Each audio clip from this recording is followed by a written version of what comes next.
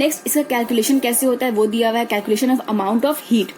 तो if S with a specific heat of a substance, then we can write the definition of the specific heat that 1 unit mass of, अगर हम लोग S अगर specific heat है substance का, तो 1 unit mass यानी 1 unit mass of substance for 1 degree rise of fall और temperature rise और फॉल होना चाहिए, यहाँ पे ऑफ लिख दिया गलती से, फॉर 1 डिग्री राइज और फॉल ऑफ यहाँ होना चाहिए और यहाँ होना चाहिए, मिस्टेक हो गया, of temperature will absorb or give out S unit of heat।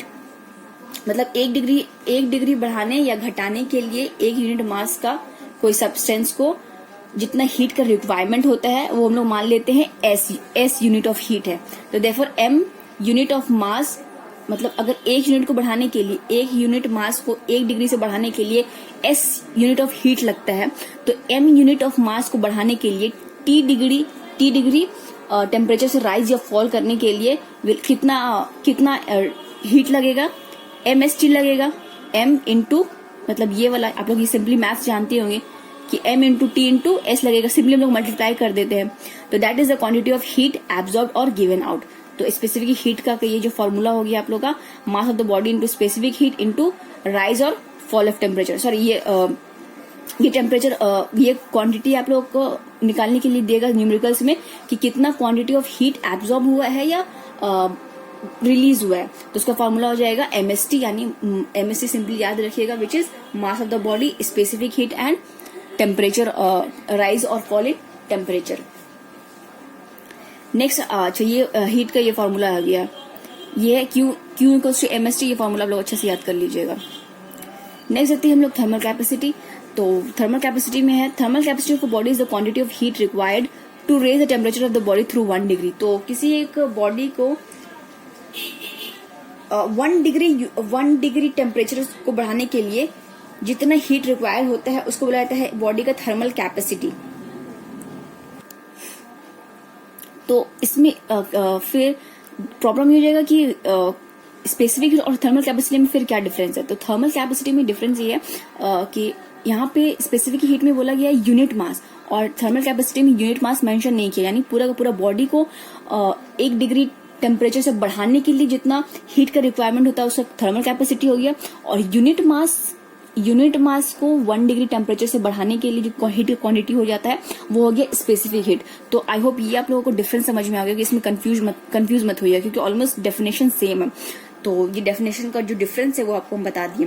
यहाँ पे थर्मल कैपेसिटी का फॉर्मूला दिया हुआ है, which is mass of the body into specific heat.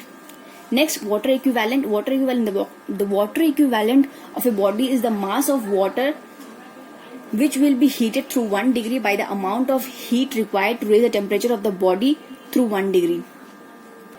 तो ये क्या है, वाटर इक्विवेलेंट क्या है? तो इसमें बोल रहा है water equivalent is actually is the mass of water which will be heated through 1 degree। 1 degree उतना मास ऑफ द वाटर का वो इतना मास ऑफ द वाटर होना चाहिए जिसके टेम्परेचर को 1 डिग्री बढ़ा सकते हैं। तो उसमें लेकिन कितना टेम्परेचर लगेगा, कितना हीट लगेगा उतना ही हीट दे सकते हैं by the amount of heat required to raise the temperature of the body through 1 degree. मतलब एक बॉडी को 1 डिग्री टेम्परेचर से बढ़ाने के लिए जितना हीट लगेगा उसी अमाउंट ऑफ हीट को हम लोग वाटर में डालेंगे 1 डिग्री सेल्सियस को बढ़ाने के लिए।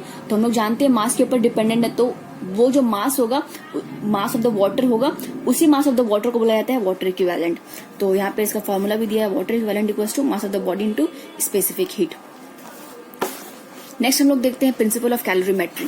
तो प्रिंसिपल ऑफ कैलोरीमेट्री कुछ भी नहीं है, बस वही ये सेम चीज है कि हम लोग अगर दो चीज को, एक ठंडा और एक गर्म चीज को अगर कांटेक्ट में रखते हैं तो क्या होता है, जो गर्म चीज है अपना हीट को, वो हीट जो है उसका फ्लो करके ठंडा वाला बॉडी में चला जाता है, और ठंडा और जो हीट वाला बॉडी है, जो मतलब जिसका टेम्परेचर ज्यादा है, उसका टेम्परेचर कम हो जाता है, और जो ठंडा वाला बॉडी है उसका जो टेम्परेचर है वो राइज हो जाता है। इस तरह से क्या होता है, एक थर्मल इक्विलिब्रियम जो अटेंड करता है, इसी को बोला जाता है। मतलब हीट लॉस करता है एक हाई टेम्परेचर वाला, और हीट गेन करता है लो टेम्परेचर वाला।